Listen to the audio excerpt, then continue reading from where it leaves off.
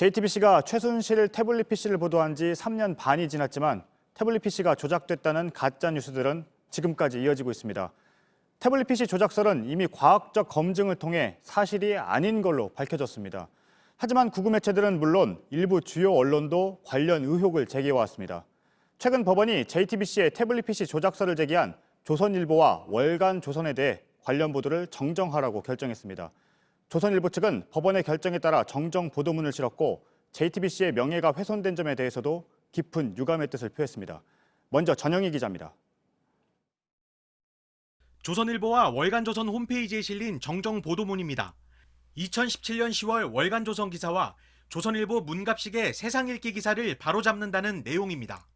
당시 조선일보와 월간조선은 JTBC가 최순실이 사용한 태블릿 PC를 무단으로 해킹하고 파일을 조작하거나 훼손했다는 의혹을 제기했습니다.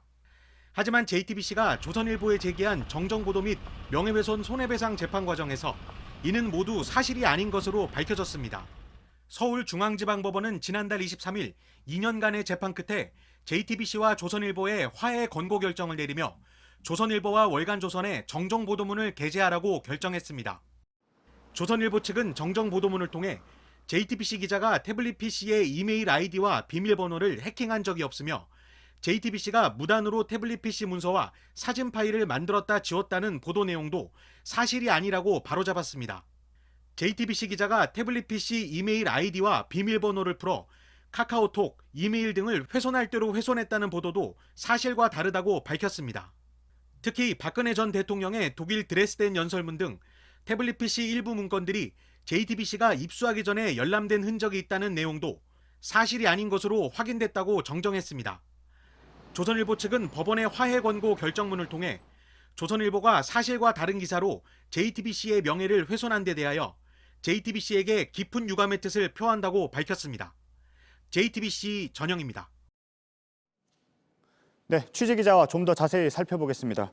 심수미 기자가 나와 있습니다. 정정보도문을 싣게 된 기사가 어떤 내용인지부터 볼까요? 네, 지금 보시는 게 2017년 월간조선 11월호입니다. 표지 그대로를 좀 읽어드리면 최순실 것으로 알려진 태블릿 PC의 검찰 포렌식 보고서 전문을 입수했다 이렇게 돼 있고요. JTBC가 무단으로 태블릿 안의 문서와 파일을 지우고 이메일까지 해킹했다라고 보도를 했습니다. 해당 기사는 11월호 머릿 기사로 무려 65페이지에 걸쳐져 있고요. 이 글을 쓴 문갑식 당시 월간조선 편집장은 조선일보 지면에도 똑같은 내용의 글을 압축해서 실었습니다. 당시 기사를 보면 태블릿 PC가 훼손될 대로 훼손됐다며 JTBC 취재진이 이 태블릿 PC 안에 이메일을 해킹하고 무단으로 파일을 지웠다고 돼 있습니다. 네, 이미 과학적인 검증을 통해서 사실이 아닌 걸로 드러난 거잖아요. 네, 대부분 검찰의 태블릿 PC 포렌식 보고서를 왜곡해서 보도한 겁니다. 월간조선 등은 당초 2017년 초에는 JTBC가 USB와 문서 형태로 파일을 입수한 뒤에 마치 최순실 씨가 사용한 태블릿 PC인 것처럼 둔갑시켰을 가능성을 제기를 했었는데요. 이 역시 여러 차례 사실이 아닌 걸로 확인이 됐습니다. 그러니까 조선 측은 다시 검찰의 포렌식 보고서를 인용해서 태블릿 전체 파일 중에 절반 이상을 언론과 검찰이 만들었다라는 식의 주장을 폈습니다. 뉴스룸에서도 수차례 공개적으로 설명을 드렸듯이 이는 전자기기를 열어볼 때마다 자동적으로 생기는 캐시 파일에 불과합니다. 또 태블릿 PC 안의 문건을 저희가 사전에 입수했다라는 것도 이 포렌식 보고서에 나오는 시간이 한국이 아닌 세계 표준 시각이 적용됐던 사실을 왜곡 보도했던 걸로 드러난 바 있습니다. 네, 그런데 그런 보도 이후에 가짜 뉴스가 계속 확산됐던 거잖아요. 네, 애초에 변희재 씨 그리고 일부 극우 세력 집회에서만 거론이 됐던 이 태블릿 PC 조작설은 사실 월간조선과 또 조선일보가 보도한 이후에 본격 확산된 측면이 있습니다. 일부 국회의원들이 이 해당 기사에 동조하고 나섰기 때문인데요. 수사 책임자급이었던 검찰 관계자들이 여러 차례 국회에 나와서 사실이 아니다라고 설명을 했지만 이 태블릿 PC 가짜 뉴스는 계속 퍼졌습니다. 결국 JTBC는 조선일보 측에 손해배상 소송을 제기했고 화해 권고 결정을 통해서 이 정정보도가 받아들여지게 됐습니다. 정정보도문은 조선일보와 월간조선의 온라인에만 실린 건가요? 이 월간조선과도 조선일보 해당 기사 홈페이지 하단에도 실렸지만 월간조선 5월호에는 지면으로도 실릴 예정입니다.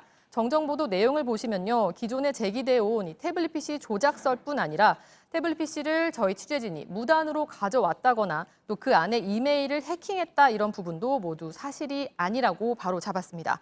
또 화해 권고 결정문을 통해서 JTBC의 명예를 훼손한 것에 대해 깊은 유감을 표시한다고도 밝혔습니다. 네.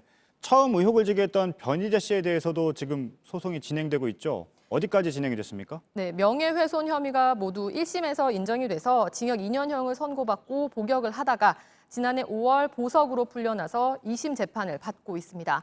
다만 올해 코로나19 이 방역 진행 상황과 또 재판부 인사 등이 감안이 돼서 6월로 기일이 미뤄진 상태입니다.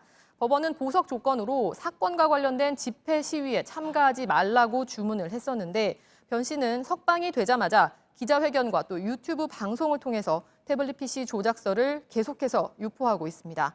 지난달 24일과 25일에는 연속으로 국회에서 기자회견을 하고 또 출마설까지 흘러나온 바 있습니다. 네. 그런데 지금도 소셜미디어와 유튜브에선 태블릿 PC와 관련한 가짜 뉴스가 계속 이어지고 있는 상황이잖아요.